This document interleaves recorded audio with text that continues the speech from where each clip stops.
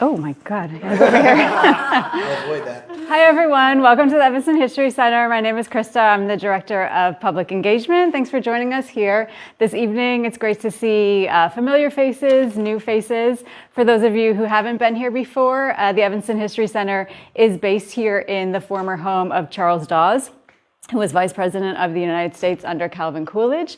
So you're welcome to walk around a bit while you're here, but if you'd like some further tours and information, we do house tours Thursdays through Sundays from 1 to 4, so you're welcome to come back and get some more information.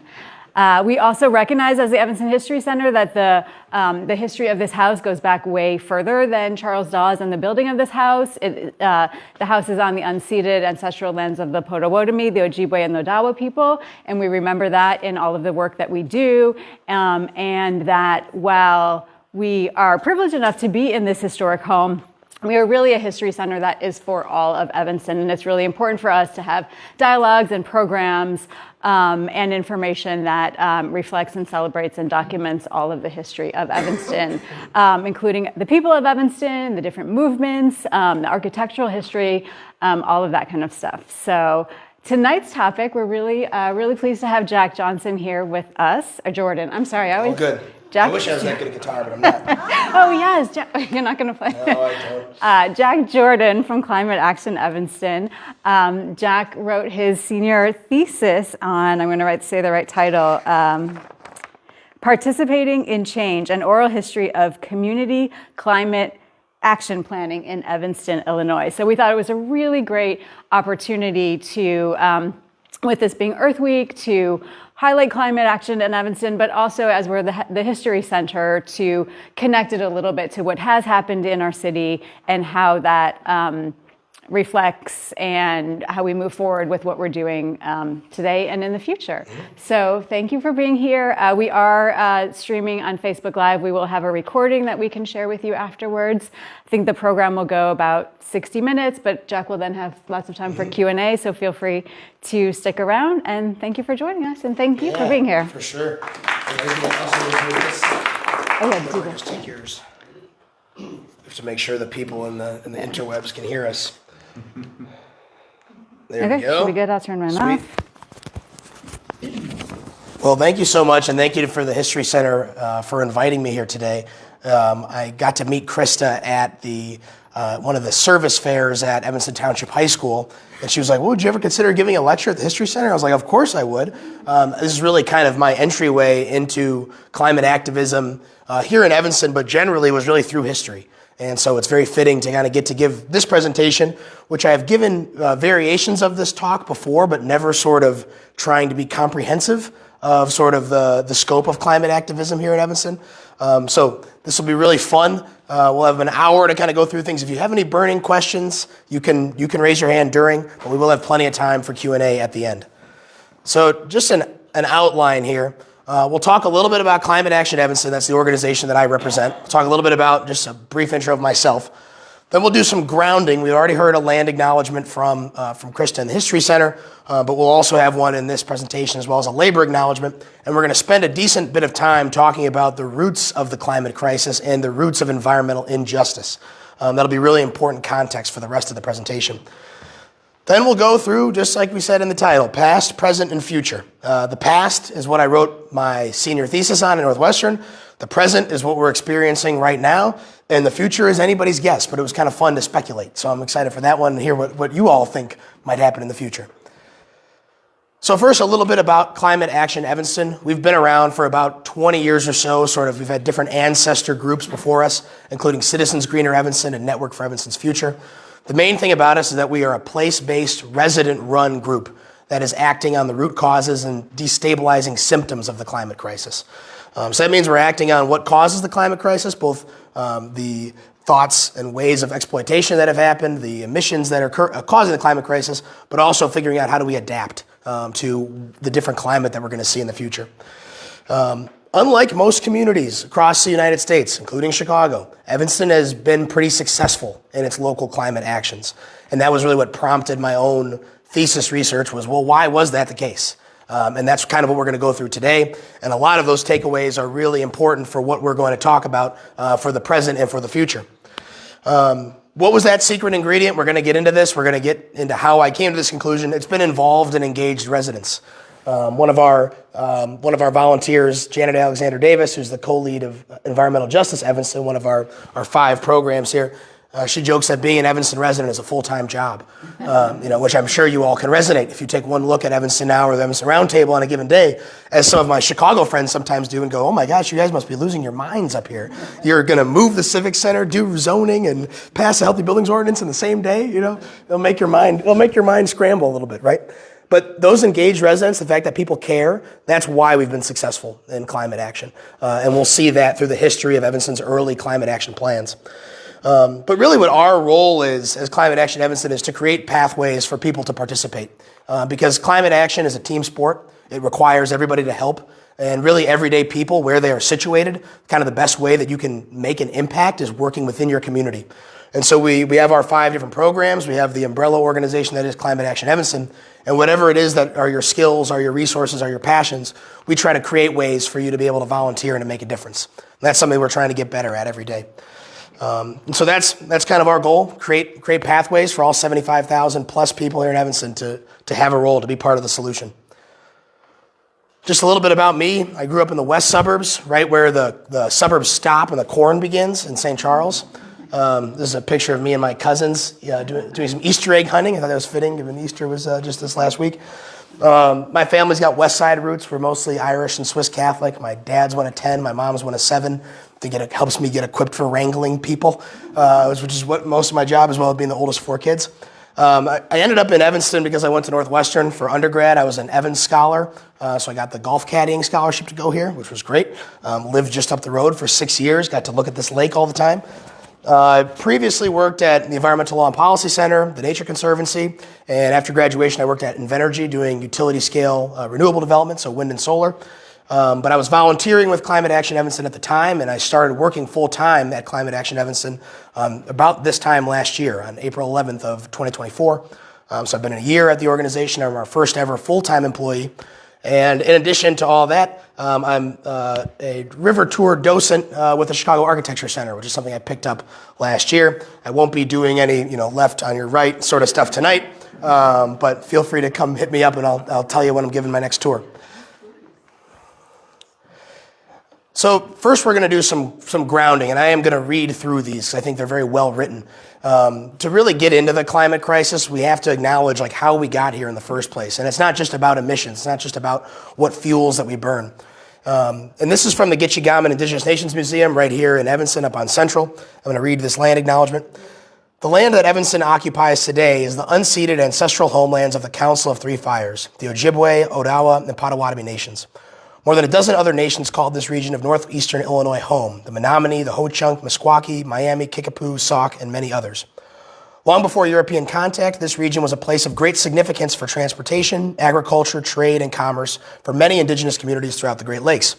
The innovation of these indigenous communities and the complex infrastructure that they developed served as the blueprint for Chicago to grow and become the major metropolis that we live in now. And we can see that complex infrastructure right here in Evanston. If you ever heard of Green Bay Road, that is a Native American trail that was used for thousands of years before any settlers were here. Despite the forced removal, displacement, and oppression of the original inhabitants of this land, Chicago is still home to one of the country's largest Native American communities, representing over 150 indigenous nations across North America. The presence of Chicago's thriving indigenous community today is a testament to their enduring strength, determination, and resilience. And we'll come back to this land acknowledgement in just a bit, but it's really important before we start talking about the climate crisis to do such an acknowledgement. We're also going to do a labor acknowledgement, which is something I had never heard of until recently as part of our Environmental Justice Coalition that we run here in Evanston. One of our facilitators brought up a labor acknowledgement. I think it's really fitting, and we're going to connect these two things here in just a bit. And throughout this presentation, not only on these very word-heavy slides, but this whole presentation, you can just listen to my voice. You don't need to try and read anything, but we have lots of notes for those people that want to go back in the slides later. So here's our labor acknowledgement. We respectfully acknowledge our debt to the enslaved people, primarily of African descent, whose labor and suffering built and grew the economy and infrastructure of a nation that refused to recognize their humanity. While the 13th Amendment to the Constitution technically ended slavery in the U.S., we know that slavery's ongoing impacts are still felt by countless people forced through violence, threats, and coercion to work in the U.S. We recognize our debt to exploited workers past and present whose labor was and continues to be stolen through unjust practices. We acknowledge our collective debt to the indigenous peoples of this land whose labor was forced and exploited, the Chinese immigrants who built railroads that allowed for westward American development, Japanese Americans whose properties and livelihoods were taken from them while incarcerated during World War II, and migrant workers from the Philippines, Mexico, and Central and South America who have worked Pacific Northwest farms and canneries. We recognize the immigrant and American-born workers of African, Asian, Central, and South American descent whose labor remains hidden in the shadows but still contributes to the well-being of our collective community. And we recognize that our economy continues to rely on the exploited labor of incarcerated people, largely people of color, who earn pennies an hour while generating billions in goods and services each year. And we know that there are many other people, too numerous to mention, who are prevented from reaping the true value of their labor by unjust systems and cruel practices. We mourn their loss of life, liberty, and opportunity. And I borrowed this from Solid Ground, which is a pretty cool foundation. Recommend you checking them out. And this is kind of an overview of this grounding, this roots part of the presentation, is that the roots of the climate crisis are in the system of colonialism. We can really trace the climate crisis back to these early ideas of domination, of exploitation. They've existed throughout humankind, but it's really been over the last 400 years that these have been put into a system that is still dominant today. So long as certain people and places are deemed expendable, so long as certain people and places are deemed able to exploit them, we will not solve the climate crisis, no matter how many Teslas, no matter how many solar panels we install. And what I'm going to show you in the next few slides is just the overview, is that we can see the roots of colonialism, of this exploitation, in the built environment of Chicago and of Evanston. And now today, we still see how this same mindset, how this same way of being is impacting the climate crisis, because it is only a handful of corporations and a handful of individuals who are taking advantage or exploiting the earth while the rest of us are suffering from it. And they've deemed, sometimes we can be included in this, right? They deem us and the rest of the world as expendable, and they refuse to curb their emissions for the greater good. That is really the system that we are operating within, and I think it's really important to name that. Otherwise, we're just kind of kidding ourselves as to what we're doing here. So let's talk about, I think this part's pretty amazing to really see how it manifests itself in the physical environment. But let's go back to today's acknowledgements. And we think about this place, specifically Evanston, specifically Chicago. What is the connection between that land acknowledgement and that labor acknowledgement? What connects those two things? Forcibly removed Native Americans and enslaved Africans, and all the other ways we've exploited labor and land in the world. I've kind of mentioned it already, but anyone want to shout out? People of color, that's definitely one element of it. Racism, yeah. Other ideas? They're expendable. They're expendable. Kind of gets back to this. These injustices are directly connected to the racist and environmentally destructive system of colonialism. And colonialism can mean a variety of different things. It manifests itself in many different ways. When we think of colonialism, we often think of kind of the early days of the slave trade and of discovering the New World. But we can see how these systems are very much alive today. And one way that we're going to do that is, first we'll define colonialism, but we're going to look at the geography of Chicago. So the Oxford Reference defines colonialism as the control over one territory and its peoples by another, and the ideologies of superiority and racism often associated with such domination. Similarly, Merriam-Webster says the domination of a people or area by a foreign state or nation, the practice of extending and maintaining a nation's political and economic control over another people or area. And so we see that this is the system that was responsible for the removal of Native Americans, the genocide of Native Americans, and for the enslavement of African people. And we can connect how these concepts really play out on the geography of Chicago. And we're going to trace this from the very earliest treaties that removed Native Americans in Chicago to the present day. And we're going to think about this through what is the dominant economic engine of Chicago. Does anyone know, why does Chicago exist where it does today? Geography. Geography, okay. Transportation. Others? Mix those two, geography and transportation. What about the geography, Linda? River? What was that? Agriculture center. Agriculture center, river, lake? Right, you guys are all getting at it. Chicago is the connecting point, the shortest portage between the Great Lakes system to the east and the Mississippi River system to the west. No other place in the Midwest is the portage, that strip of land that separates the Great Lakes from the Mississippi River, so short and so low. And so that is why when the first French explorers came to Chicago, they thought this will be the seat of great commerce. That was the actual word, only in French. This is where we will build a trade hub for the rest of the country. Because all we need to do is bridge this gap between the Des Plaines River and Lake Michigan. And so it was one of the first acts of the United States when they took control over this area to remove Native Americans from the exact passage by which that canal would be built. Look at the Treaty of St. Louis in 1816. The Treaty of St. Louis basically removed all Native Americans from these lines. These are called the Indian boundary lines. Any of you ever driven on Rogers Avenue? That is the Indian boundary line. You ever heard of Indian Boundary Park in Rogers Park? That is on the Indian boundary line. If you're in South suburban Markham and you go to the Indian Boundary Prairie, one of the last remnant prairies, original prairies in Illinois, that is also on the Indian boundary line. All across Chicagoland, we see things called Indian Boundary Road. And it basically prevented Native Americans from existing in this space. What we see is that the pathway that was outlined by the Indian boundary line then becomes the exact route of the Illinois and Michigan Canal in 1848. So Chicago's growth is created by land speculation by Eastern capitalists trying to figure out where the land would be most valuable to build this canal. In 1848, the canal was finally completed. It's no wider really than this room, but that is what, for the first time, connects the Great Lakes to the Mississippi River, connecting the markets of Europe to New Orleans, into the Gulf of Mexico, and the interior of the United States.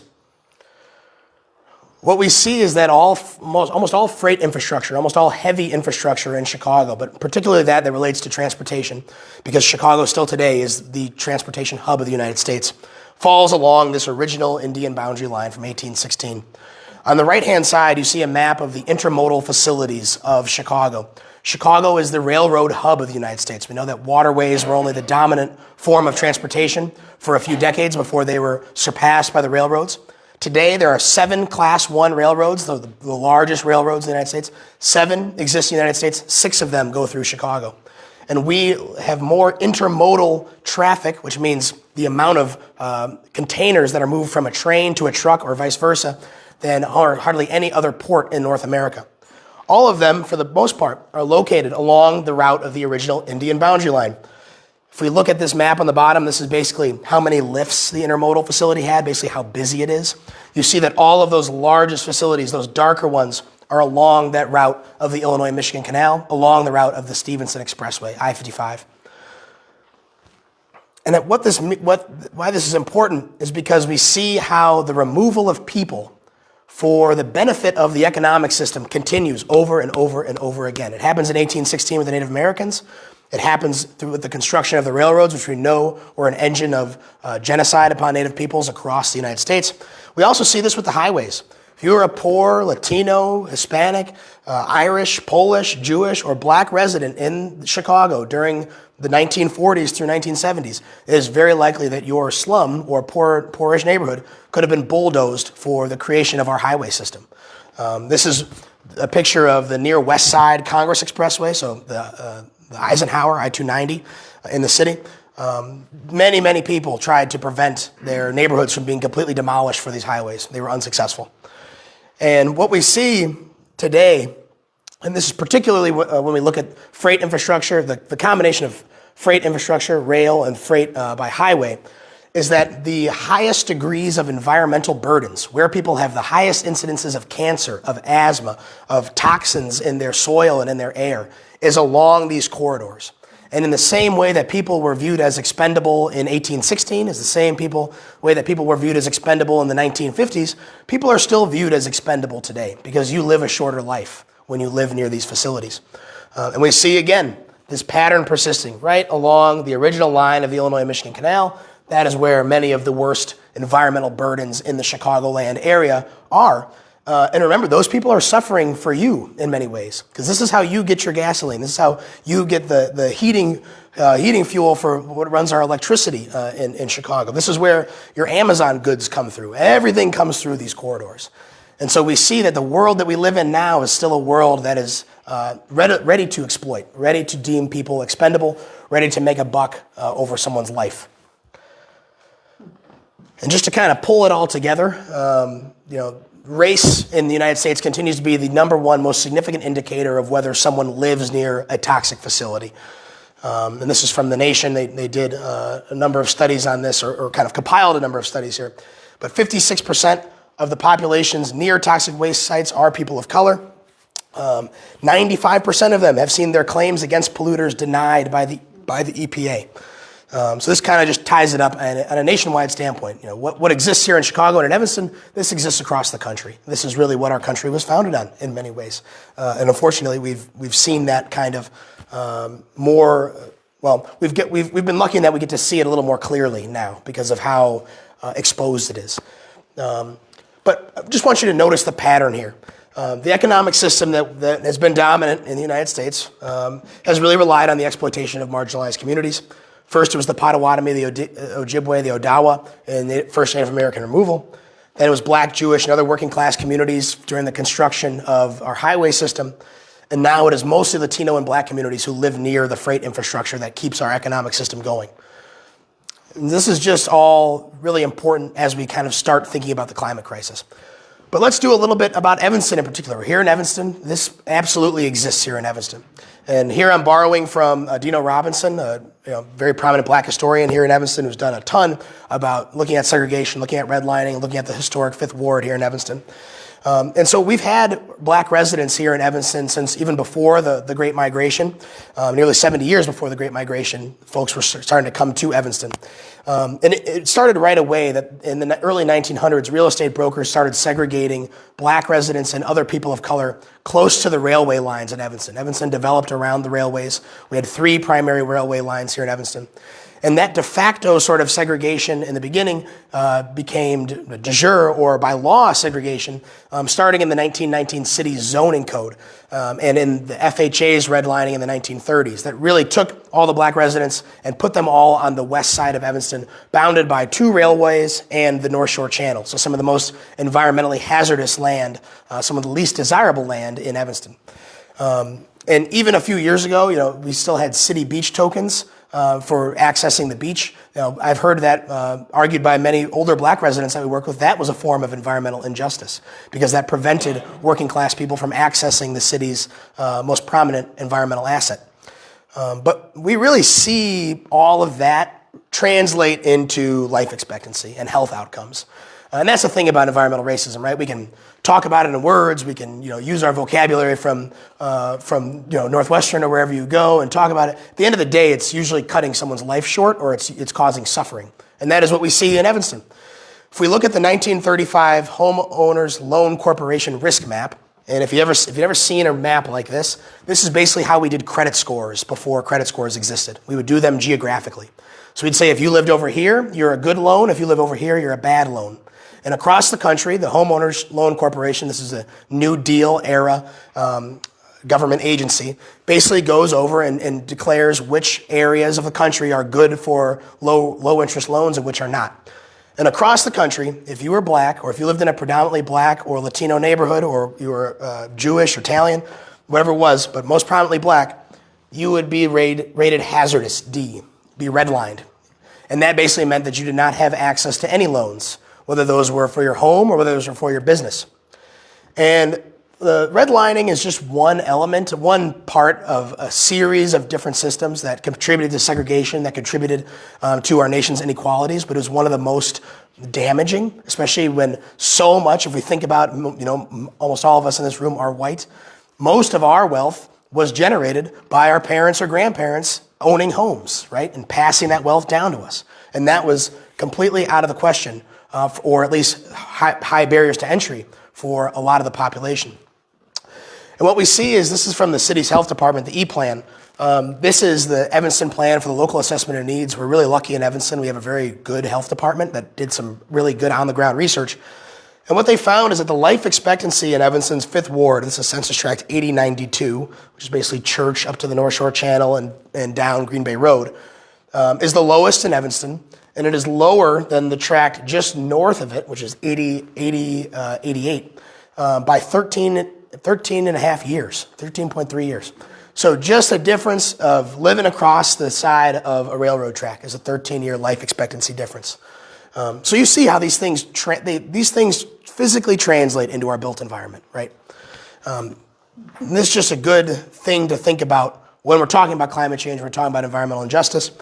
Kind of bring this back out to the broader climate crisis and where we are at now. The richest 1% of the world account for more carbon emissions than the poorest 66% of the world.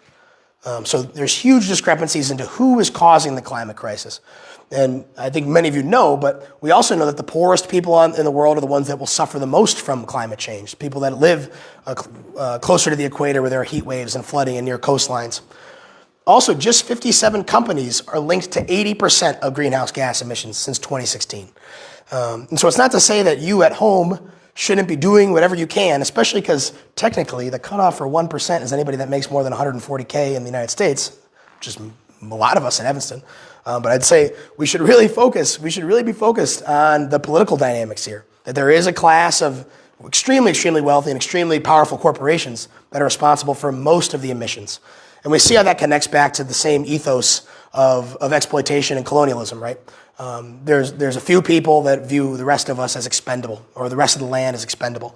And it's no surprise that it's kind of these dreams of folks like Elon Musk and Jeff Bezos, not to figure out how to fix this, but how do we go to Mars? How do we create some spaceship land to live in, right? Because that's a lot easier than dealing with the fact that, hey, we've been exploiting people here. Another just really alarming fact is that we have emitted more carbon since 1990. From 1990 to today, we have emitted more carbon than the rest of human history, or at least since the Industrial Revolution. So from 1751 to 1990, we emitted less carbon than 1990 to today. So it shows we are trending in the wrong direction, right, as far as emissions go. And I know, it's still kind of like weird to talk about colonialism and exploitation and stuff in the context of climate change. You don't hear it very often.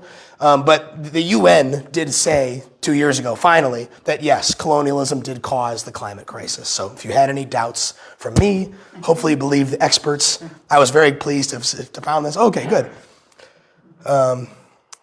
And all of this, I just want to say too, I was very lucky to have benefited from the Native American Studies classes at Northwestern, which only existed because Native students protested against the fact that John Evans was the founder of Northwestern. And what they did is they protested, they really tried to get the attention of the administration tried to block them out.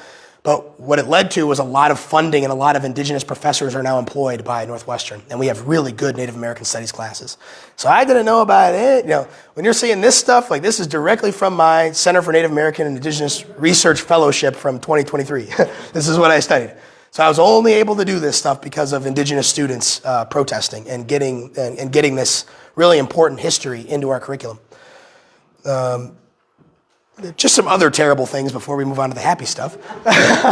It's been so fun, right? You're like, man, I should be out at the beach right now. This Jack guy's a bummer. 2024 was the most emissions we've ever produced. So we have not curbed emissions. 2024 was a record year.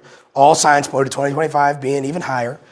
Do y'all remember the Paris Agreement? 2015, we signed an international treaty that said, hey, by 2100, we're going to try and limit global warming to 1.5 degrees Celsius. Well, the data is in. 2024, we have passed 1.5 degrees Celsius of warming.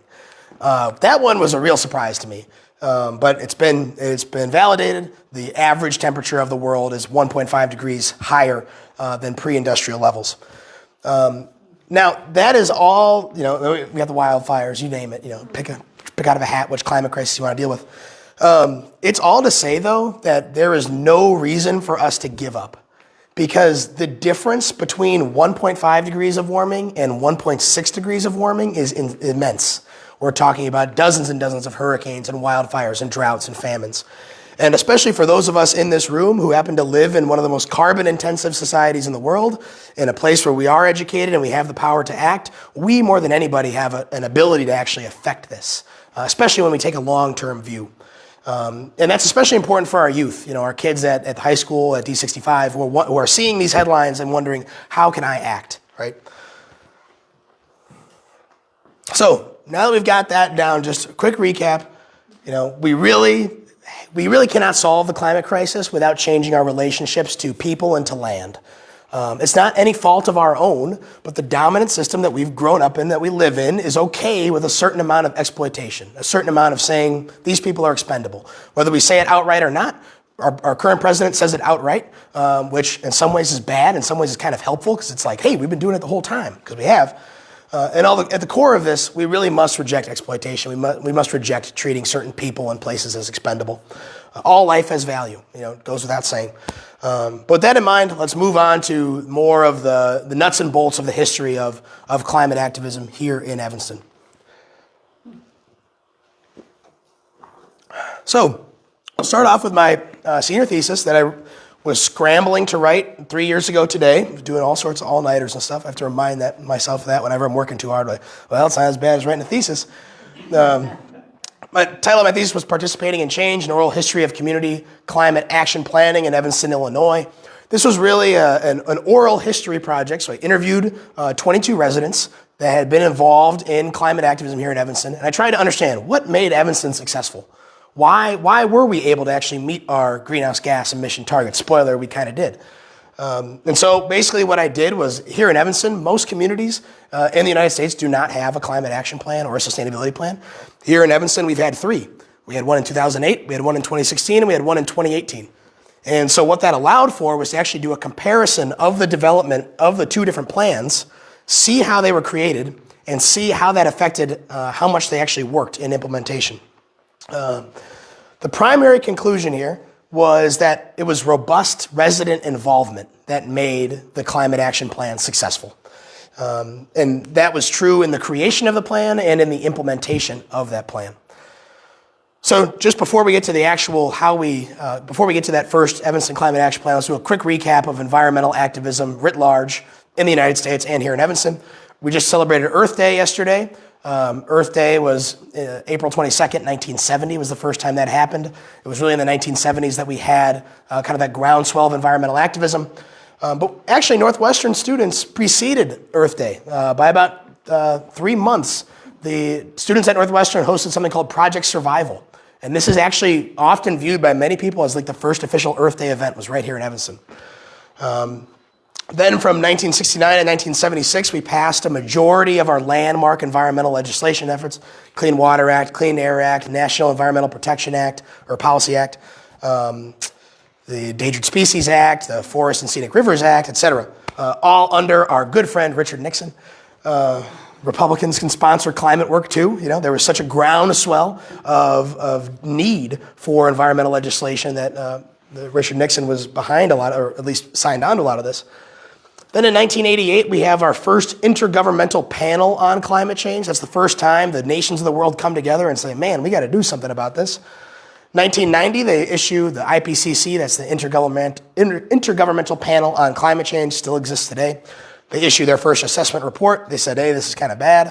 And in 1995, we have our first Congress of the Parties. And you hear of COP26, COP27, that's the Congress of the Parties. 2005, we have our first sort of major international climate agreement. That's the Kyoto Protocol. It was actually developed in the mid-90s, ratified and put into force in 2005. And this, in my opinion, is what kickstarts the modern climate movement, as I'm sort of labeling it. I'm sure someone smarter than me has already done this. But in my mind, the modern climate movement, especially when it comes to local groups, is when the government, the federal government, fails to sign on to an international treaty, and then we say, oh, we should probably do that. And this is what happens over and over and over again. Let's look at it in the context of the Kyoto Protocol. So in 2005, the nations of the world, they put together a treaty. They say we need to really reduce our emissions, otherwise it's going to be bad news. President Bush does not sign the U.S. onto the Kyoto Protocol. So at the urging of resident advocacy groups, including Network for Evanston's Future, which we sort of claim as an ancestor of Climate Action Evanston, Mayor Lorraine H. Morton signed on to the U.S. Mayor's Climate Protection Agreement, which was basically a group of mayors across the country that said, hey, we will meet in our localities the goals of the Kyoto Protocol. In 2007, Network for Evanston's Future pushes the city to hire its first sustainability staff person. So in order to actually come up with any kind of a plan to reduce emissions, first you need to figure out what our emissions are in the first place. And so the first thing they did is they hire a sustainability staff person. It actually came out of an Earth Day event in 2007. And that sustainability staff person is responsible for putting together Evanston's first greenhouse gas inventory, a catalog of all of the emission sources in Evanston. Then throughout 2008, Network for Evanston's Future works collaboratively with the city. It was kind of cool because it's the early days of climate activism. There wasn't as many professionals around, so it was really like an all hands on deck sort of situation. A lot of residents participated. And in 2008, after 9 months of working on the plan, we passed the Evanston Climate Action Plan. Evanston becomes one of the first communities in the United States to have a climate action plan on the books. Just taking a look back at ECAP, or the Evanston Climate Action Plan. Network for Evanston's Future, it was cool. Thanks to Linda Crewman, I got a lot of these flyers. And they even included like how much Network for Evanston's Future spent on posters, which was an exorbitant amount. But part of how they got so many people to show up, right? But this really was kind of the forcing function of putting our climate goals onto paper. And I think one of the big kind of takeaways from this, from the residents, I interviewed 22 different people throughout this process. One of them was Catherine Hurley, who lives in Wilmette now, but was one of the sustainability coordinators. And she said the really, really hard thing about community scale sustainability is that while you're creating a plan on behalf of the whole community, the city's carbon footprint, like the city of Evanston's carbon footprint, is only about 2 to 5% of the entire total emissions. And so you require a lot of action from the community. And that's kind of the same thing today. You require community members to really act because the city doesn't have control over all these things. All they can do is incentivize. And I really thought that this quote that I dug up from the Evanston Roundtable in April 2008 really summarized the ethos of residents at the time and why we were successful with the Evanston Climate Action Plan. Ms. Galland, Ms. Ravel, and Mr. Peach are optimistic about the success of the Climate Action Plan. The citizens of Evanston have developed this plan. It's not being imposed, said Ms. Galland. Ms. Ravel added, Evanston has an active and engaged citizenry that will make this plan work. Mr. Peach agreed. Even if the city does not proceed with this plan, we'll keep it going. The citizens feel strongly about it. It won't stop on May 4. And that level of buy-in from the community is what leads us into being successful with the Evanston Climate Action Plan. And the way that it was successful was that we ran a community choice aggregation campaign in Evanston. Are any of you part of the community choice, or do you get renewable energy to your house through the city? I think some of you are nodding. Basically what community choice aggregation is, or municipal aggregation, it combines all of our municipal energy contracts, and we, the city, is empowered to go out and procure renewable energy for the rest of the community. And so basically with the stroke of a pen, all of the electricity contracts for residential buildings and small businesses in Evanston became renewable. And it was through that policy mechanism that we meet the 13% greenhouse gas reduction goal of the Kyoto Protocol. In Evanston, I looked everywhere. Evanston is one of the few places that actually meets the greenhouse gas emission goal. Chicago, they had a 2008 climate action plan. They just made a new plan. They forgot about the old plan, which is pretty typical Chicago. And in 2015, Evanston is voted the most sustainable city in the United States by Earth Hour. So 2015, we were feeling good. I mean, I was not yet in Evanston, but Obama was still in office. We're doing well on our climate goals. Let's go to the present. So I think the past is really important. Just remember the fact that it's really, you need residents to get involved. Remember this quote from Catherine Hurley, the sustainability manager. The city only has control of a small portion of it. That's what I really want you to remember. Let's go to some of the present milestones that we've had. And we've made a lot of progress in recent years. Basically, this first part, from 2015 to 2018, we go through the same process. 2015, the Paris Agreement is signed. 2017, Trump withdraws from the Paris Agreement. The next day, so Trump withdraws June 1st, 2017. June 2nd, 2017, because they knew it was coming, Mayor Hagerty signs on to another mayor's climate agreement across the country to commit Evanston to the goals of the Paris Agreement. So now we're kind of in a new sort of world because we are committed to a net zero by 2050 plan. The old Evanston Climate Action Plan was just about reducing your emissions. Now we have to get to zero or net zero, so using offsets to get to zero. So 2018, from 2017 to 2018, after Mayor Hagerty signs onto that, there's a group of residents that work to put this plan together. And that is sort of the era that we have been in yet since then. The Climate Action and Resilience Plan, CARP, that is like our gospel for climate climate work here in Evanston. Some other notable advancements that we've made. First off, the city now has a staff of, we're funded for up to 3 people. We currently have 2 people that are full-time sustainability staff members of the city. Both of the school districts now have a full-time sustainability staff member, which is huge. So in 2022, ETHS students actually walked out of school on multiple occasions to demand that ETHS hire a sustainability staff person. John Crawford was hired later that year. We work with him all the time at Climate Action Evanston. Similarly, in District 65, the kids are a little smaller, so it was the parents that really did the work. But they also hired a sustainability coordinator in 2022, Karen Beretta. We work with her all the time. I texted both of them today. February 2024, Evanston Township High School adopts the Green New Deal for schools. And I think I actually have some of this kind of in pictures, right? Because your brain is like, oh my gosh, it's been 40 minutes. I can't look at these small texts anymore. So here are the students actually hosting the walkout at Fountain Square. Pretty cool to see students really taking matters in their own hands. I can't tell you how important this has been to have a sustainability staff person at ETHS. 3,600 kids, 600 staff people. ETHS is the largest high school in the country under one roof by square footage. So it's a major property. Same thing, there's the kids in February of last year when they actually adopted the Green New Deal for schools. The only other communities that beat us to this was Boulder and Washington, D.C. So Evanston was the third. And just on April 9th, Karen Beretta, after months of working with community stakeholders, including Climate Action Evanston, the city, the library, unveiled a really, really good sustainability plan for District 65. And I gave District 65, I went to give public comment at this, I gave them a lot of credit because they were in a $20 million deficit and it would have been really easy for them to say no to sustainability. But this is really a crucial action we have to take to meet our climate goals. I promise I just have allergies. Anyone else suffering from the trees outside? They're great to look at. I am very sniffly. There was an alert earlier today about the air quality. See? I'm not crazy. Another big thing that happened, this was also from Evanston folks, was Climate Education for Illinois. A group of parents helped Illinois become the 5th state in the United States to mandate climate curriculum here in Illinois. So everyone is supposed to learn some element of climate change in their K through 8 or K through 12 education. And then, of course, most recently and most controversially, we just became the first community in Illinois to pass what's called a building performance standard. So buildings comprise 80% of emissions in Evanston, and the largest 500 buildings, so that 80% figure captures your house. The largest 500 buildings, buildings over 20,000 square feet, contribute over half of all emissions. And so there's 13 other communities across the country that have passed a similar policy. Evanston just became the latest.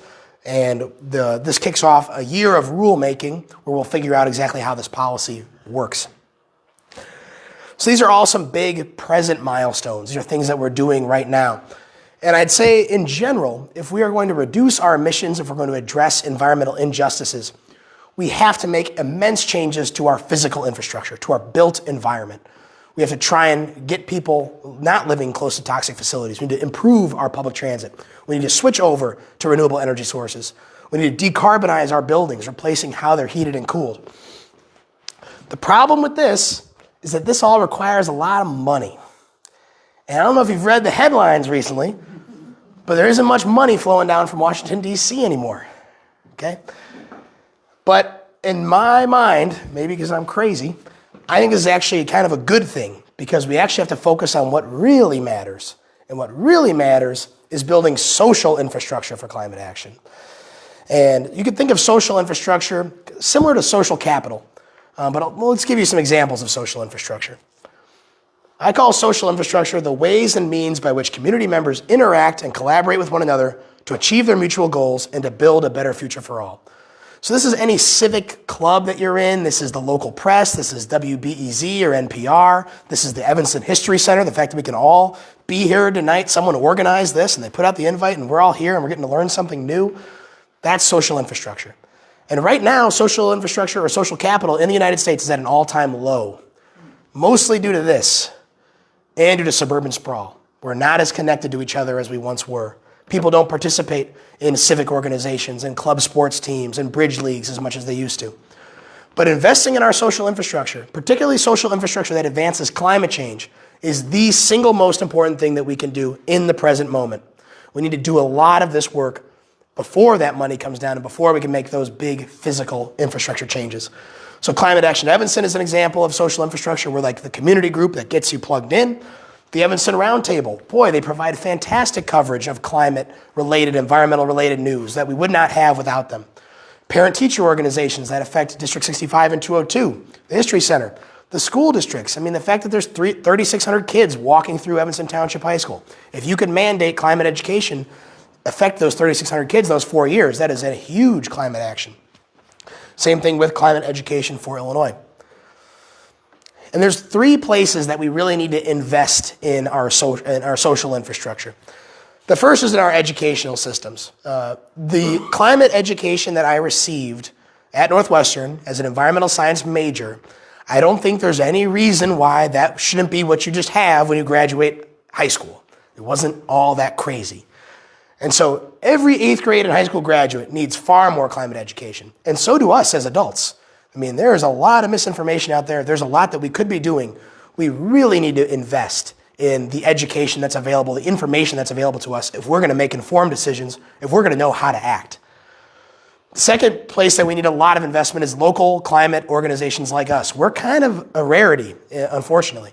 There's a lot of environmental organizations in the country. Many of them are not super place-based, resident-run, which I think is really important.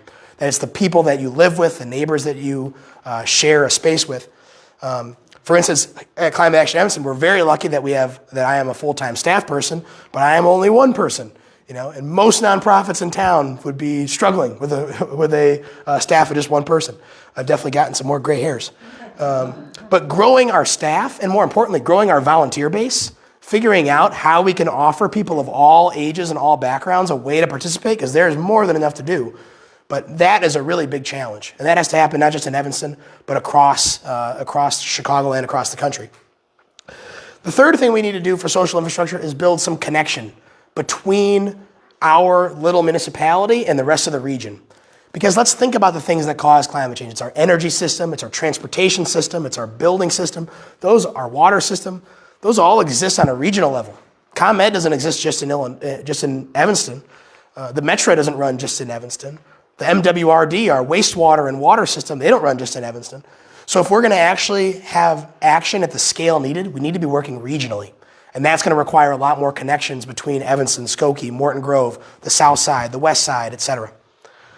So this is the brief part of this that's kind of a commercial because it's the present moment and there's actually something you can do to help these 3 things. And then I promise we'll do some future speculation. So how can I make a difference? Which my argument and our argument as an organization is the place you can make a difference is investing in social infrastructure. First thing is you can support climate education. You can do this tomorrow. Climate Education for Illinois, that's the group that brought you the statewide mandate for climate education in Illinois. That is an unfunded mandate. There is not funding to actually pay teachers to develop this curriculum. And so they are partnering with a group called Subject for Climate. I know this is really small. They're partnering with a group called Subject for Climate that produces an online resource for teachers to pull from. So they don't have to create this curriculum all on their own. They already have a climate resource hub in New Jersey. New Jersey was one of the first states to have climate education. We're trying to make the same thing here in Illinois. They've got a fundraiser at Sketchbook Brewery tomorrow at 7 p.m. If you want to go with me, I'm taking the Pulse bus because I don't own a car anymore. I got rid of my Prius because my catalytic converter got stolen. And it cost me a lot less. Taking the Pulse bus, if you want, meet me at Evanston Davis Station at 6:20. If you also just go on to Climate Education for Illinois' website, you can give them a few bucks, support the development of statewide climate curriculum. Can we scan it? Oh yeah, you can try. I know it's really small. If you want to try to scan the QR code, you can. That goes directly to their donation page if you can't make it. You can put it back up after. Yeah, sounds good. Here are two more QR codes in case you want to pull out your phone. The other thing is you can support Climate Action Evanston. We're still really, although we've been around for about 15 or 20 years, we are really in the early days of our development. We're really small. We could use a lot more volunteers. We could use more hands on mice. That's what our volunteer Peter likes to say. More people to really support what we're doing, more hands on the ground, more people trying to advocate for helping us out.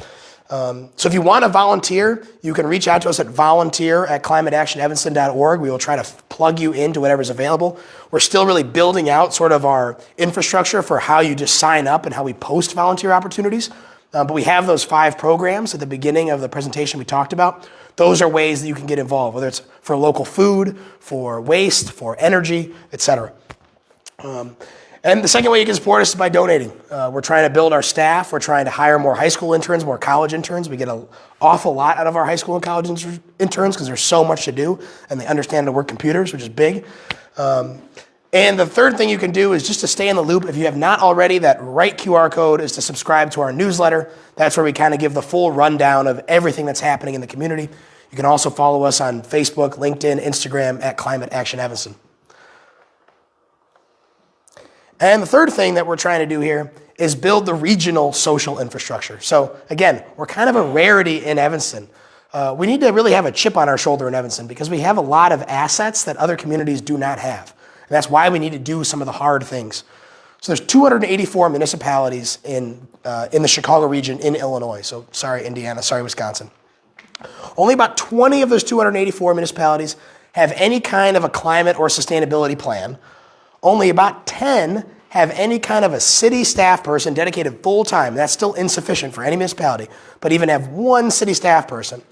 And only about 35 have a strong local resident group supporting climate action, like Climate Action Evanston. And what's pretty cool about this is of these 35 groups, most of them are in Black and Latino neighborhoods closest to big polluters, where those organizations exist to really keep people alive.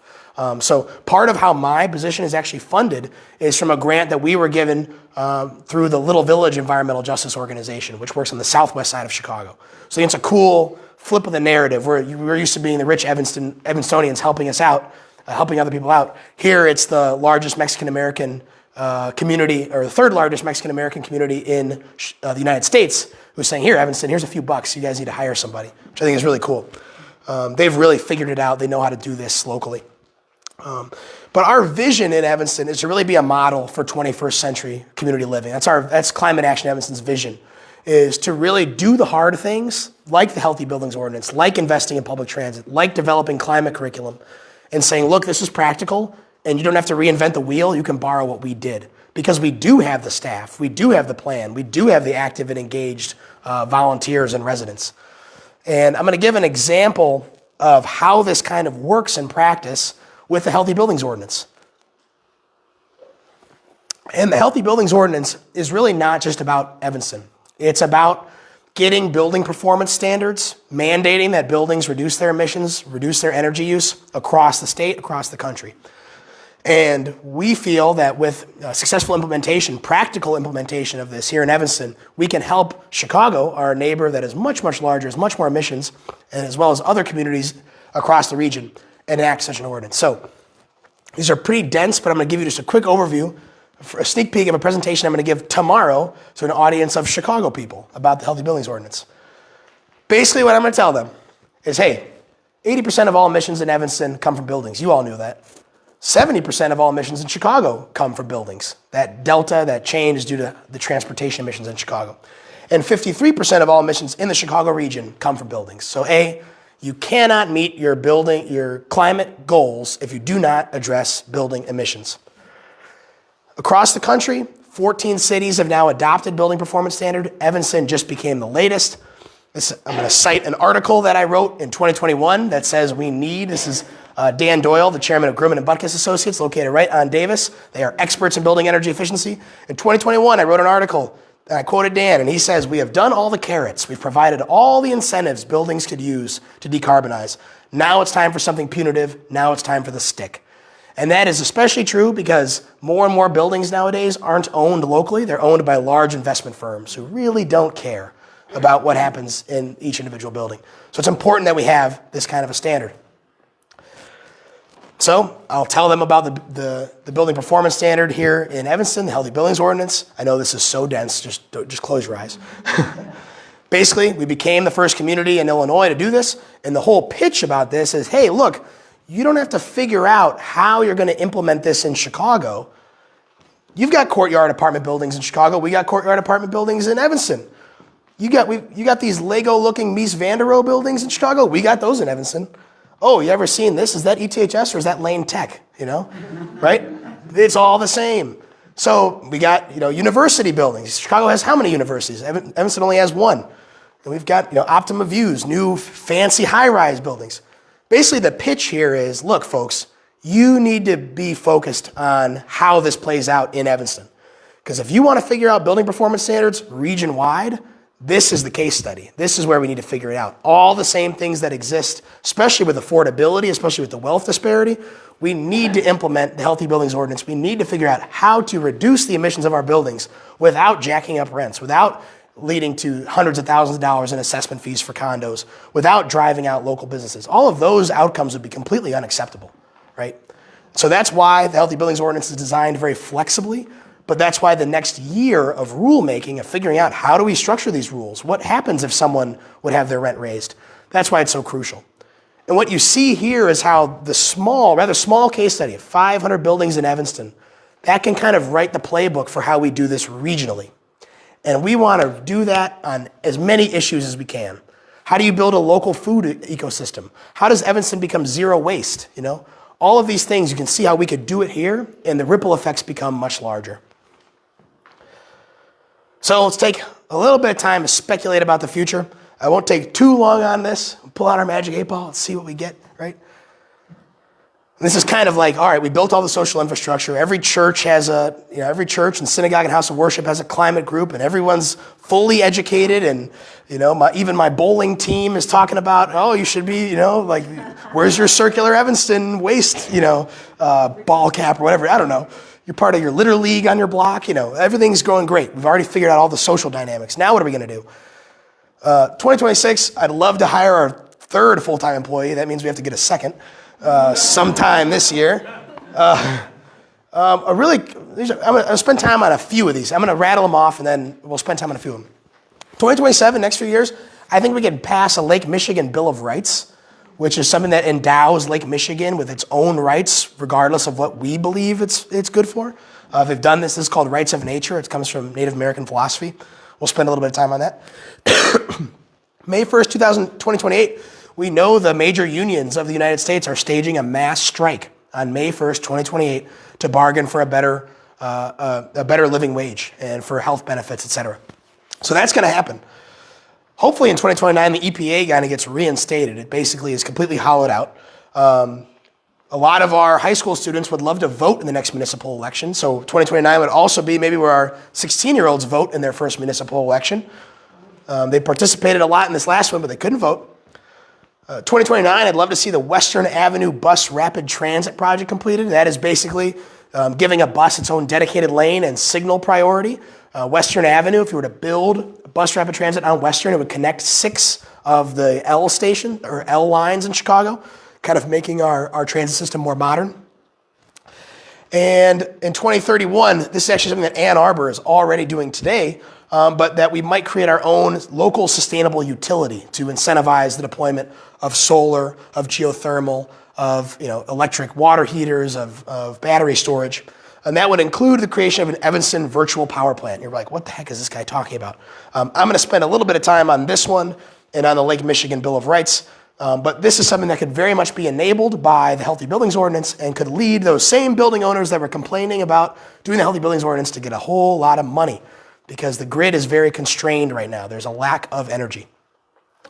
Just to finish off some of the long-term things, 2031, I think that's when we'd have our first district-scale geothermal. So that means pipes underground used to heat and cool buildings at the scale of a block.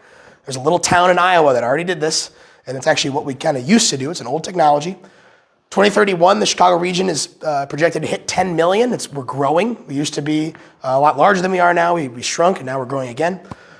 2032, that's when a current ETHS freshman right now graduates college. So this is not that far away. 2035, I'm hoping this is the really big one. ComEd will become a publicly owned utility. I used to work, and there are people who laugh at that one. I would laugh too. Investor-owned utilities, so utilities that generate electricity and are owned by stockholders, they are inherently detrimental to the climate. And I can say that as someone who worked with utility companies. So long as they are owned by shareholders who are making a profit, they will continue to build gas. They will continue to waste energy. And so one of the big things that we need to do, one of the major things that needs to happen in this country, which is be unfathomable to a CEO of one of these utilities, is to make them publicly owned. Because that means that people could access heating and air conditioning without having to avoid paying for medication because of it. And that's what happens in a lot of the country, and even here in Evanston. There are people that forego car repairs and childcare and basic medical bills because they have to pay their electricity bills. Metra, the UP North, finally gets connected to Milwaukee in 2037. The tracks are already there, but that's how long it would take. Yeah, but it's a less realistic goal than becoming a public utility. It's much more realistic, but RTA Act. yes, absolutely. We're hoping that one with the RTA merger, which we can go to Springfield on May 21st and advocate for that, maybe that one will get moved up. Envision Evanston 2045, that's the end date for that policy. 2050, that's 25 years from now. That's when CARP and the HBO that's kind of their deadline. That is when I will turn 50. Crazy. A few more gray hairs. That's when a current ETHS freshman turns 40. So the kids in high school are only 40 years old in 2050. An oak tree planted today will reach its peak acorn production in 2075. It takes about 60 to 80 years.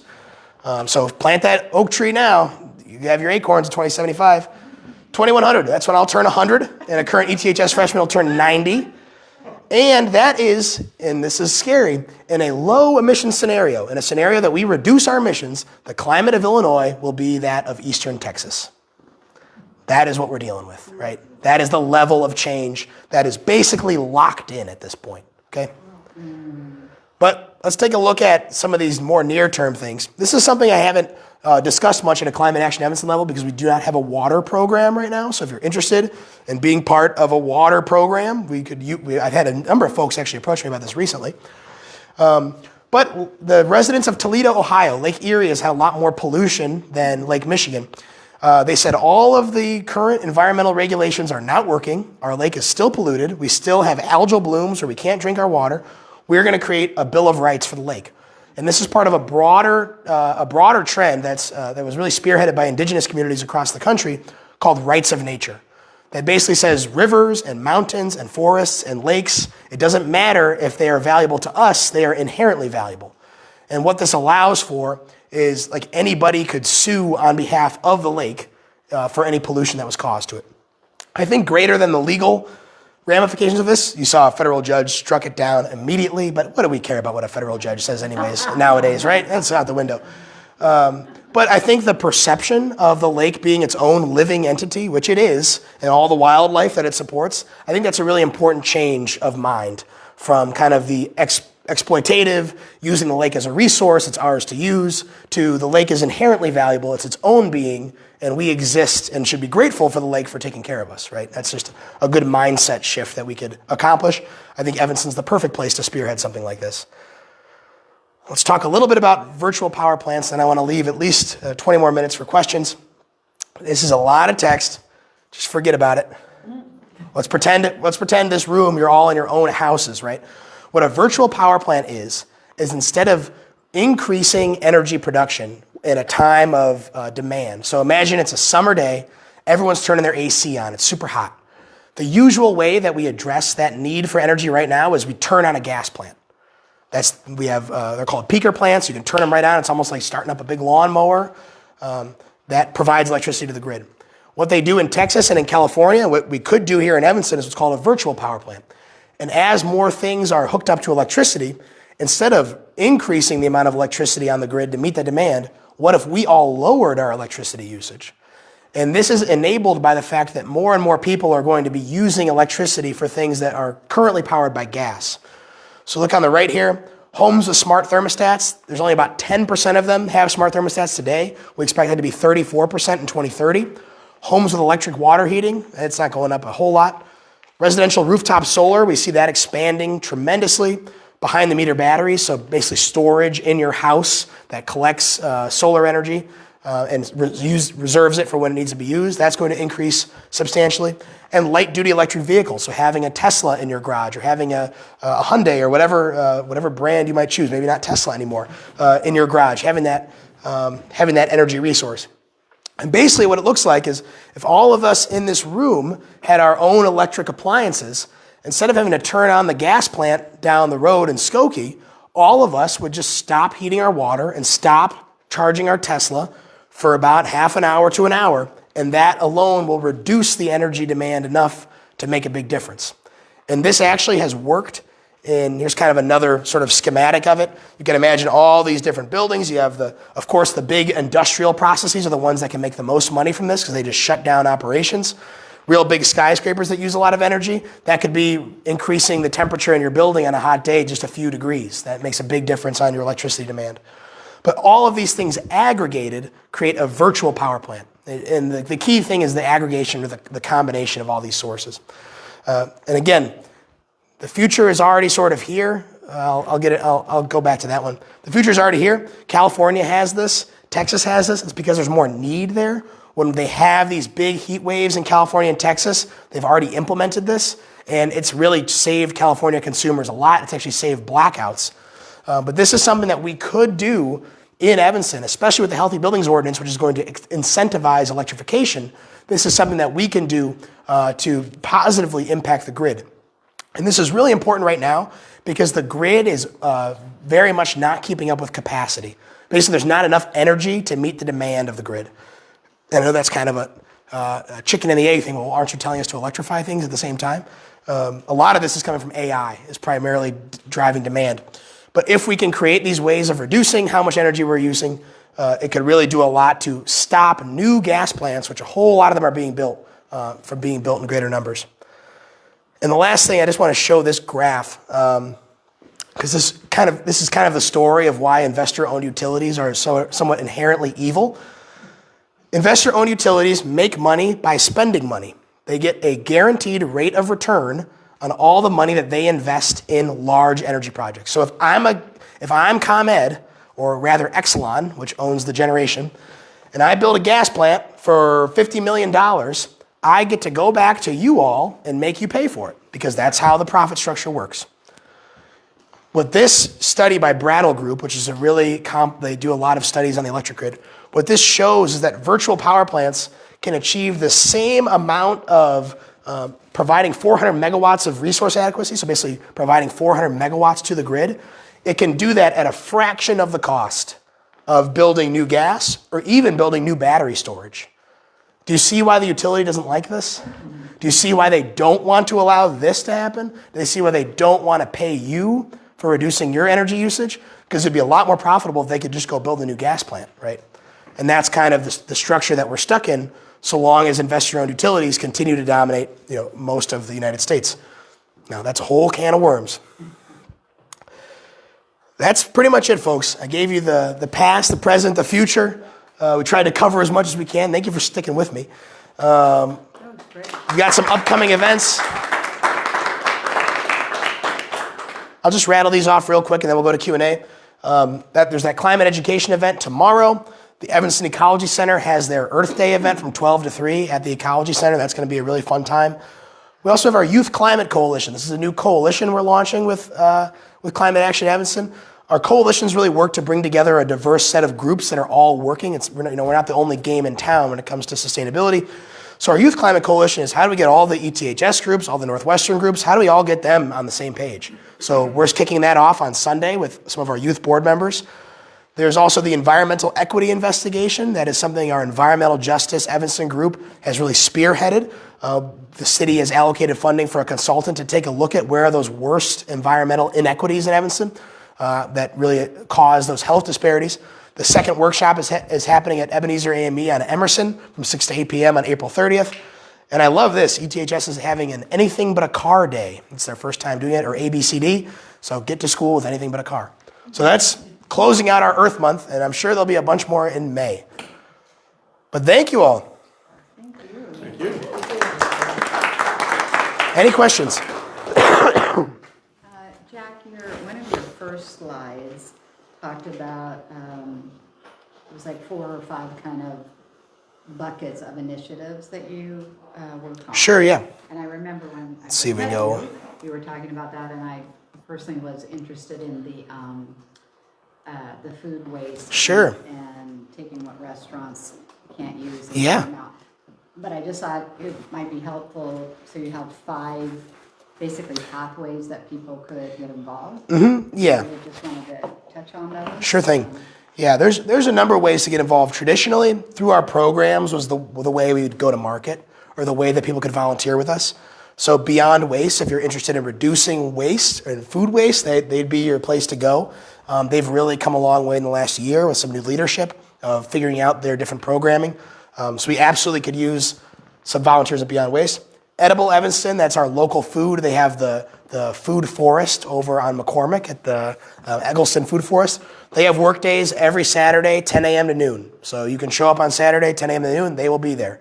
And you can learn how plants interact with each other to make a sustainable food forest. It's very different than traditional farming. Like 4 seconds from my house. Yeah, no, nice. Yeah, you kind of see it, but you don't really know what they're doing. Yeah, right. Yeah, right. And we also have our energy group. The energy group just worked really hard on the Healthy Buildings Ordinance. If you like digging into city building codes and policies, which there are a lot of people that like that, you can work with the energy group. The energy group also just started up our climate action coaches. So if you'd be interested in learning how to kind of be an ambassador for energy efficiency, answer questions about, hey, how do I reduce the energy use in my house? Or how would I hook up an electric car to my garage? The climate action coaches are through our energy group, and that's a really cool new program that they host at the library. You're also going to see us at the farmers markets this year, which is great. We thank the city for getting us in there. The Environmental Justice Evanston group really looks at access to green space and inequities. We're working on a number of policies with Environmental Justice Evanston, so that's where the environmental equity investigation is really found its home. And then Natural Habitat Evanston is the primary tree, shrub, and pollinator planter of Evanston. So they planted at least 40 trees at ETHS last year alone, and they are really trying to improve the tree canopy, get the trees that'll survive during the climate crisis out there, and all the benefits that come from trees. They've also been having a lecture series called Nurturing Nature. Yeah. We have videos of all the ones that have happened on our YouTube site, and we also have upcoming ones. Yeah. Natural Habitat has done a phenomenal job on the education piece. We talked about trying to promote education for not just kids in school, but everyday residents. You can go on our YouTube, and there's nurturing nature topics from all sorts of experts from across the country, talking about bats, talking about outdoor lighting, talking about safe ways to mitigate our rodent population, et cetera. And it's a really well-designed website. Thank you, Peter. And we also, last note on how to get involved. If you just email that volunteer at Climate Action Evanston, I can also just give you my phone number, email. There's a lot of ways to volunteer at this level of how do we organize all these things? How do we have student interns? How do we bring on new board members? That's where we need a lot of help. And we're also building out our coalitions. So kind of community-wide initiatives that bring together a bunch of organizations to push for a common goal. Great question. Funding is vulnerable right now for you all and for the city from federal sources. Yeah, great question. Kind of luckily for us, we just weren't sophisticated enough to apply for federal funding. We had just applied for our first federal grant, and I did but spent a lot of time with ETHS putting together a really compelling $20 million EPA grant. That program got slashed the day we submitted it. It was But what's great is we've been able to use that application and we've already applied for 3 or 4 other things off that 90-page behemoth. We just applied for $250,000, for instance, from Cook County to build an outdoor learning space at Evanston Township High School. And that was just a matter of me calling up Evanston Township, hey, should we just reuse the proposal? Get it done. The city is out, although there was a major lawsuit that went in the favor of environmental advocates recently. But the city currently has $10.4 million from the Department of Energy that's held up for Healthy Buildings Ordinance implementation. But it's really hurt a lot of I have a lot of colleagues that have been laid off at larger nonprofits. It's been really hard to see. Luckily, we're not quite as exposed to that. Is Teach for America still providing some of the employees for the park? I don't believe so. I know that they were relying on those Teach for America positions for a long time, and the kids would be here for a year and a half, and leave, and so the turnover in the Ah. position is really tough. I don't even know if it still exists. I think it does. I don't want to misspeak, so I don't know. But I do know that it was more common in the early days, and the city didn't have a staff, only had one person, that they would use more of those Teach for America or interns. I know they still do have interns from the high school, but I'm not quite sure. Before Kara, I think there was a report for a year. Gotcha. Okay. I know they helped with the old sustainability plan, like reports. That was something I found in my research. Other questions? Yeah, you started out by talking about the fact that you were interested in what made Evanston successful. Mm-hmm. And one of the things you said was actually the interaction of everybody. Yeah. Right? So I was wondering, why do you think that is? And what I mean is, to me, this is a liberal place. It's affluent with a school that educates us. We have a lake we want to protect, so it's not too big, not too small. I mean, it seems like a perfect place to have involvement with the right people for the right reasons. But did you get any sense of what made Evanston unique in terms of everyone wanting to be involved? Yeah, that's a great question. I think another big piece of it is how many residents are just do this kind of stuff in their day job. How many people work for the EPA? How many people are environmental engineers? And especially in the early days of climate action, when there wasn't the professional resources at the city level, there wasn't how-to guides. It was just a matter of who could step up. And I think part of what not what we lost, but it's kind of a double-edged sword, that professionalism with climate.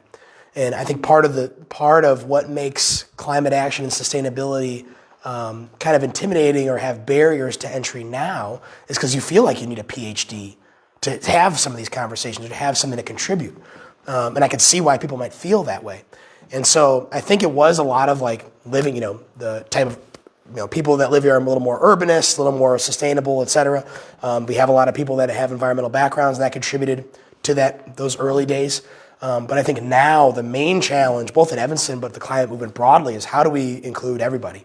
How do working class people have a role in this, even if you don't have a background in climate? So that's a real challenge for us, and I don't think we've succeeded well on that. And what I didn't really, not to go on too long, but really what the thesis found is that the early days of CARP, that 2018 plan, it kind of fell flat in its face because there wasn't that much resident involvement in the creation of that plan. So when it was issued, it was just kind of a piece of paper on a shelf. There wasn't that same buy-in from the community of, hey, we need to get this done. That quote from Mr. Peach that says, we don't care if the city does it or not, we're going to do it. That did not exist for CARP. And I think only recently have we kind of turned the corner and we've realized that, hey, some of this stuff shouldn't be the government's responsibility after all. We actually have to do it. Which I think it's really easy for us in Evanston to make our politicians promise us everything. Like, come on, promise us this, even when it's probably not the best thing. So great question. I know I only half answered it maybe. That plan also sort of felt like it was checking off a box to make it a great place. Not that anybody had bought into actually doing it, but just having the plan made us a great city. Mm-hmm. Totally. No, I think that was totally part of it. It's a very good plan. It was put together by a bunch of experts. Most cities, when they make a climate action plan or sustainability plan, they have a consultant do it. So the fact that this was written by 17 residents is like already far and away better than most places. And it would have been really difficult to write that plan. We've seen how public participation has gone for the city, right? It's great to say we should do it, and we should do it. But actually doing it right is really hard, and it takes time. The problem with CARP is it was on a timeline. You had to get it done in a year. And I think that's what kind of kills us sometimes when we're like, we got to get it done now. Like, So, but it is a crisis. We have to act, et cetera. I got a question. There seems to be, this isn't specific to your presentation, but there seems to be a default that electric cars are the answer. Yeah. And there's a fair amount of dialogue on the other side, which is, no, they're not really. Yeah. Because the grid can't support it. You have batteries that die, and the recycling of those batteries is nowhere near where it should be yet. Mm-hmm. And that hybrids may be a better solution over time. And I'm just like, and it, this is, again, not your presentation, but you kind of see it everywhere. Yeah. And that, to me, seems to be a dialogue that has to be brought up. Sure. Because as more and more people just default to, I'm going to get an electric car, it's doing stuff to the grid. And, when you think about it, we've been taking stuff fossil fuel out of the earth for a long time and using it to more or less pollute the air. And there's a lot of discussion of now we're taking minerals out of the earth, Right. using them up, and we got to throw them back in there. Yep. So I'm just curious, Yeah. your perspective on Yeah, I think that's more my problem with electric cars is like hey, this is a child in Congo that's digging this up, getting paid slave labor, or this is a community in North Carolina that's getting an entire strip of its back forests cut up because for lithium mining. From a life cycle assessment point of view, an EV is better than a hybrid over the course of its life. I would say the best thing we can do from a transportation sense is public transit and bikes. EV is not even close. And furthermore, we don't even need electric buses. We need more diesel buses. like we just need more buses, period. Because it only takes, I think, 12 people being on a bus, even if it's diesel, to offset the emissions from a car. And kind of to your point about the RTA, one of the biggest issues we have right now is funding public transit in Illinois. There's a $770 million funding deficit. And if we can't figure that out, I don't care if you're driving a Hyundai or a Hummer. How do you get more people on bikes? But I think it's a very fair question. More people. I think just making our communities better for public transit and active transportation is the primary thing. After that, I think it's almost incumbent on people like us in Evanston, like try to get away with one car, try to use public transit, because there's a lot of parts of the country where you can't live without a car. So why don't we save the EVs for them, kind of thing. But One of the issues though about bikes is that a large number of us are aging and do not For sure. say, I'm not going to ride my bike to For the sure. store at my age, I'm sorry. No. And I'm probably not going to take the bus if I'm bringing, bags home. So, Mm-hmm. I think it's wonderful to talk about public transportation, but I think it's also, What's the accessibility? Yeah. unrealistic. No, you're totally right. How many of I think you know this, Jennifer, but how many of the L stations we have in town that are completely handicap inaccessible? Right? Inverse is easier to answer. Huh? I said the inverse is easier to answer. Yes, right. Yeah, the inverse is easier. How many are handicap accessible? Well, I could probably count it on my, Do you have one over here? Do you have, Yeah, you mentioned the buildings emissions. I am curious if you have a toolkit for renters or people who don't directly own their buildings. Yes. I do think we've started developing that. Joel, I know you kind of were using that at the high school yesterday. I don't know if that's quite a toolkit. Well, at the high school, the students were brought in by class. And so some students are interested and some students are just there because they had to go to class. So, But just from the energy group broadly, I know most of our resources to date have more been dedicated towards homeowners for sure, because there's a little bit more agency there. But I think we have at least started kind of a playbook, but we don't have anything that's public right now. I don't know if you guys have made any progress on it or not. with the healthy building ordinance, most recent, that's been a focal point now for a couple of months. But, I think, the students all have a different baseline and what they understand. And so that's what the interesting thing about it at the high school. So some have kind of confusing terms that they've assimilated, and sometimes some are applicable to climate, and some are not applicable at all. And sometimes you just have to tease out actually what they do know. So collectively, it's coming around. As far as getting them to volunteer, I think it's probably the best avenue would be some sort of mentoring kind of arrangement in order to give them some background that they need in order to help other people talk to their parents is in part what we were encouraging when we talk about building energy. You use their home, here's all the things that the home consists of that you might do, and so one day you guys are going to own a home. However, while your parents own the home, show this to them. Yeah, and we kind of had a flow chart, a little bit of like, do you own or do you rent? Because it kind of changed. Like I know, for instance, I rent, and I live in an incredibly energy inefficient apartment. And even as a 6 foot man, my landlord's kind of an intimidating guy. I didn't really want to tell him like, like this window is terrible, and so there's a lot more we could do for renters. And we've gotten that critique before. I think it's well founded of like, if you're a renter, how do you try to make an impact, especially for health reasons, Well, and with Evanston having so many transients and students changing, Right. landlords are the people that are gonna have to make the improvements to Right. the great deal of our housing. Right. And it's a question of, is the effort, I think from a health and safety standpoint, we absolutely should give those resources to renters, and especially if they're energy burdened, you're paying really high bills. But is the pressure best coming up from up top down, which is kind of what the Healthy Buildings Ordinance does, to say, well, landlord, you have to get your act together and improve your energy efficiency.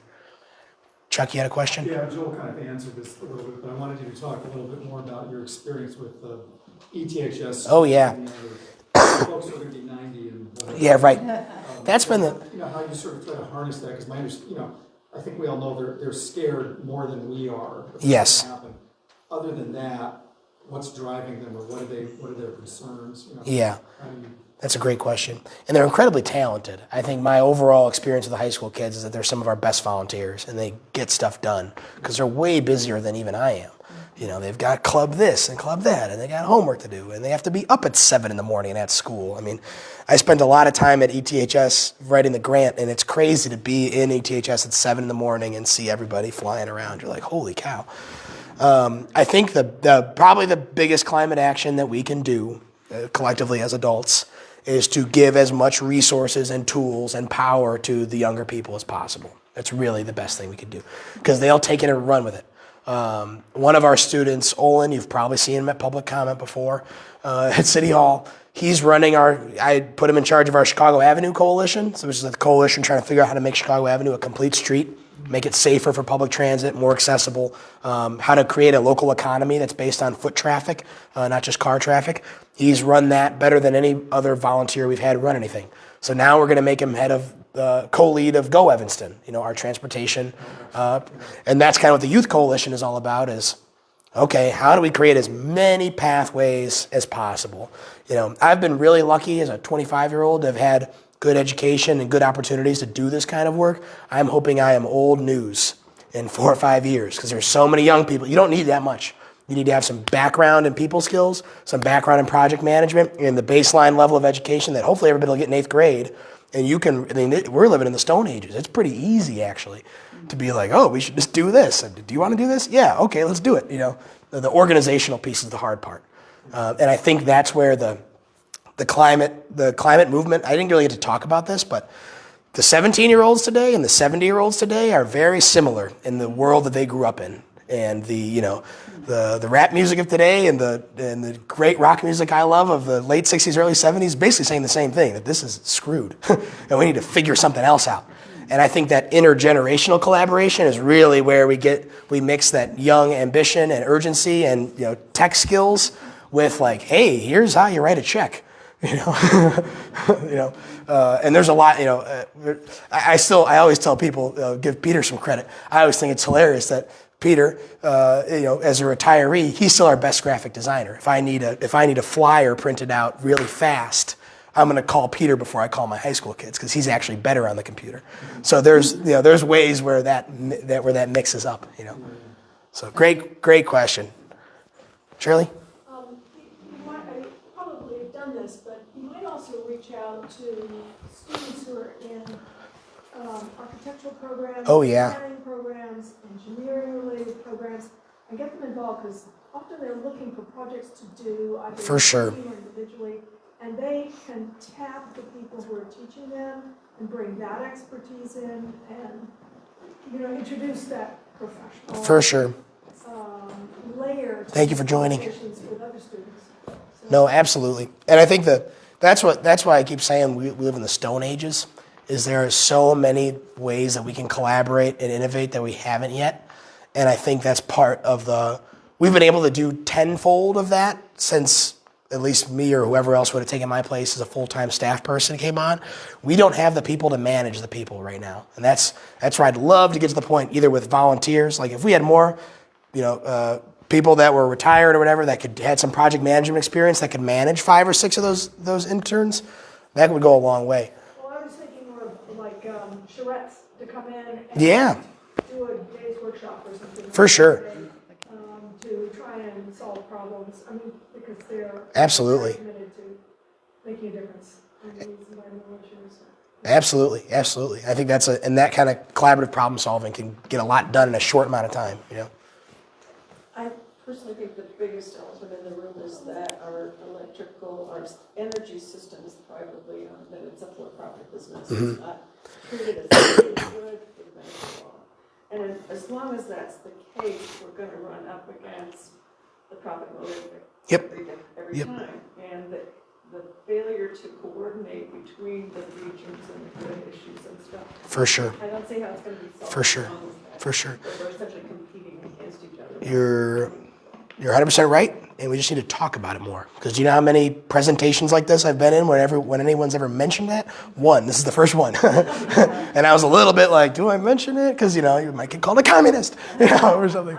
It's like, well, this is how rural America runs its electricity grid, is it's publicly owned, But yeah, that's a big thing. And all of the incentives for the extractive industries are to continue extracting. Exactly. And that's at our tax policy, at our industrial policy, Yep. our foreign policy, everything. So Yep. I feel as though we've been, in so many ways, kind of brainwashed into believing that we as individuals are responsible. for Exactly. these problems. And No, you're 100% right. I didn't design the package. Yep. That's by design, right? The oil industries came up with the carbon footprint. The concept of the carbon footprint was the creation of oil to make you worry about yourself. And I think it's a fine line because it also, sort of the other side of that coin is that I don't make a difference, but you do. You do make a difference when you're organized in your community and you talk about those kind of structural issues and you make a difference on them. You can still make a difference trying to reduce your waste in your home, but that isn't the big chunk of the pie. And I still love getting my New York Times printed, so. I know. I love reading the Trib and stuff at my local coffee shop, right? Folks, we are at 8:06, so you're welcome to leave at any time. I'm happy to answer any more questions. I just want to thank you so much. I just want to mention about the QR codes. We can pull the QR codes and put the email links in the follow-up. That'd be email fantastic. That we send to everybody. So if you did not sign up in advance and you want to add your email so you get the follow-up, I'll just leave this in the front and you can do that for those of you who can't forget what we're One of the things is tomorrow. Okay, yeah. Well, Yeah, if you want to go to that climate event, just meet me at the bus station at 6:25 tomorrow. Jack, can you just put the QR code with me tomorrow, please? Sure thing, yeah.